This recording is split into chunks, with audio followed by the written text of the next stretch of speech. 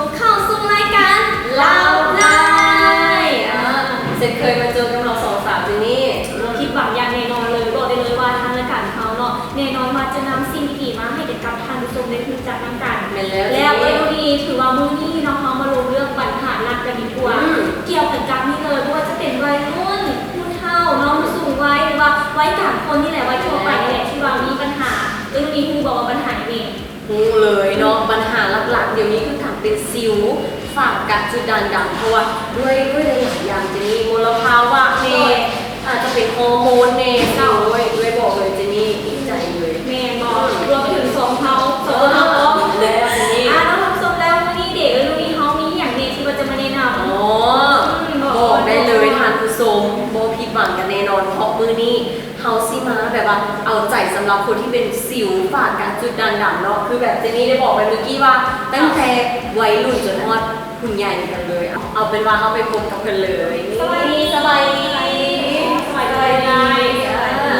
สุดแต่ว่าคือว่าก่อนอื่นเลยเนาะก็ต้องมีใครทางเอื้อนี่แนะนำตัวเองให้กับการทำตัวไม่พูดจักกันเลยโดยสบายดีข้าพเจ้าซื้อว่าตุ้ยนุยตุ้ยนุยเนาะอันนี้นี่ตุ้ยนุยเอาผลิตภัณฑ์นี้มาเนี่ยผลิตภัณฑ์นี้ตุ้ยนุยเป็นผลิตภัณฑ์เกี่ยวกับครีมผิวหน้าเกี่ยวกับพวกคนที่มีปัญหาเรื่องผิวหน้าโดยปัญหาเลยทุกปัญหาในสภาพผิวเอาซีเลยค่ะนี้ก่อนที่ว่าเขาจะไปมุ่งเกี่ยวกับผลิตภัณฑ์เลยเราบอกคือมาก่อนเลยว่าผลิตภัณฑ์ของคนนี้ซื้อวันไหนผลิตภัณฑ์ของน้องเมนสต็อกสกินแคร์อยู่ข้างหน้านี่ตัวนี้โดยมีข้อหมายว่าไหนสต็อกสกินแคร์ก็คือเวลาที่แบบไผ่ที่ได้ไส้ก็คือจะได้ยึดยูทีผลิตภัณฑ์ยึดโดยยึดมาไส้ยูทีผลิตภัณฑ์ตัวนี้คือตอบโจทย์ทุกสภาพผิวหน้า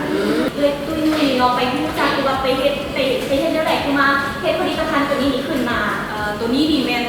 มีปัญหาหลักๆเลยโดยสภาพผิวหน้าของตัวเองเลยนี่เนาะก็คือเคยรักษามาหลายอย่างหลายวิธีแล้วก็บัวดีขึ้นบวกกับอายุของเรามันเริ่มนับมือนับเกณฑ์ถูกไหมเนาะเลยว่าพอมีคนแนะนำให้ใส่พอมาใส่ปุ๊บก็รู้สึกว่าแบบมันโอเคมันดีขึ้นแล้วครีมตัวนี้นี่แมนเฮาผลิตเองบอกว่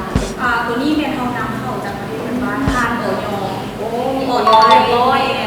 แล้วนอกจากนี้เราต้องมีเสื้อในนอนว่าทุกคนนี่ทักฟังราคาอยู่ราคาดี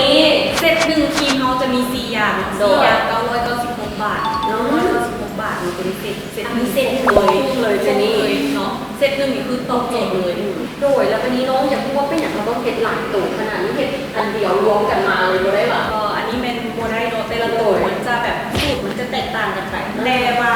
มันจะหักษาสภาพผิวหน้าคือกันเบิดเนาะแต่ว่าตัวนี้เนาะคือสบู่เนาะสบู่ตัวนี้มันจะซอยพวกพาสเซลผิวทำความสะอาดผิวหน้าพวกสิวเซียนสิวอุดตันแล้วก็ให้ผิวหน้าเขามันดีขึ้นคือสิวมันจะฟูออกเนาะมันจะฟูออกหลังจากนั้นเนาะหลังจากนั้นเขาจะใช้ตอนเช้าถ้าเป็นตอนเช้าก็คือจะสามารถทาตัวเดียวจบเลยมันจะเป็นบำรุงที่เข้มข้นที่มีส่วนผสมของกันแดดน้ำปกติเลยแต่ว่าก่อนนอนจะมี2 อย่างนี่เป็นอย่างคือมี2 อย่าง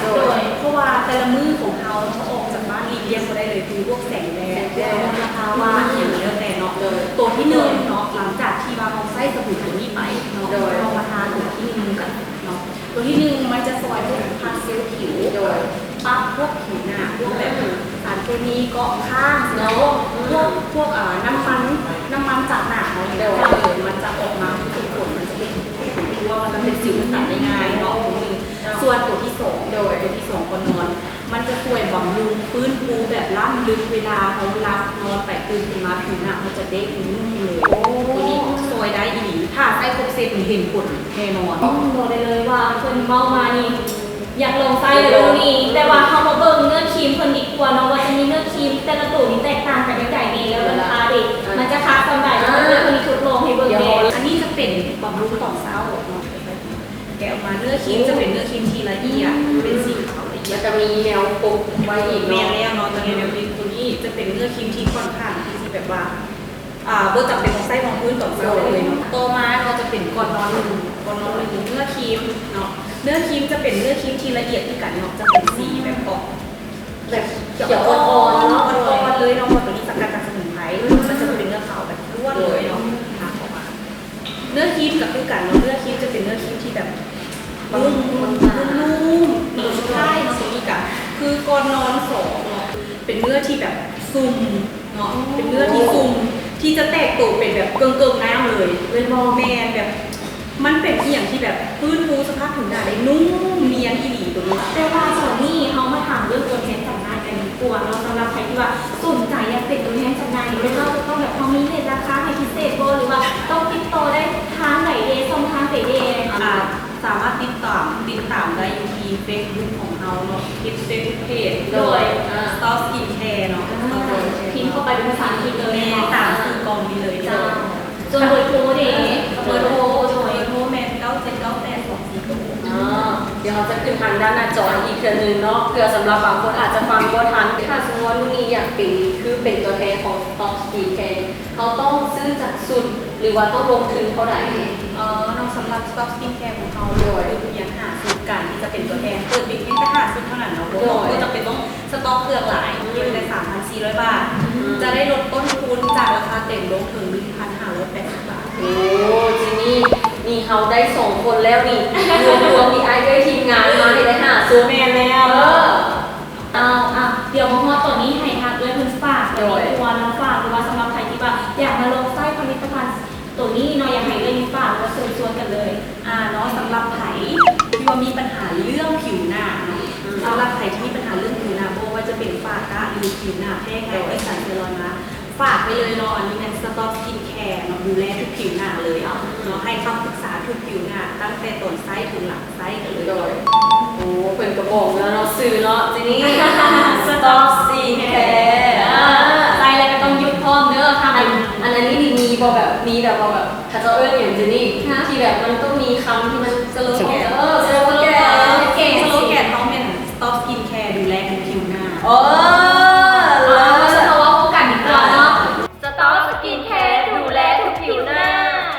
โดยนะถือว่าข้อตัวนี้ก็ต้องขอขอบใจตัวนี้หลายๆเนาะที่ว่าโดยที่ว่ามันแนะนำผลิตภัณฑ์ดีๆแบบนี้ให้กับสองสาวเฮาที่สำคัญคือทางซุ้มทางบ้านที่ว่าเบิ่งรายการของเราอยู่แบบนี้มีปัญหาทุกสภาพผิวเลยสามารถปรึกษาก่อนได้ก่อนจะใช้ครีมของเอิญปรึกษาได้ทางเพจหรือว่าทางเบอร์โทรที่ว่าไม่ขึ้นตามหน้าจอให้เลยเนาะถือว่าข้อตอนนี้เราทางรายการเขาก็ได้หมดเวลาลงแล้วเลยเนาะเดี๋ยวเทปต่อไปเรื่องนี้เรามาติดตามกันว่าเขามีผลิตภัณฑ์หรือว่าสิ่งดีๆแนวใดนั้นมาให้ท่านผู้ชมได้รู้จักกันเนาะสำหรับตอนนี้เจนนี่พร้อมด้วยเอ้ยตุ้ยนุ่ยแล้วก็เอ้ยนุ่ยต้องขอลาท่านผู้ชมไปก่อนเนอะสวัสดี สบายดี บ๊ายบาย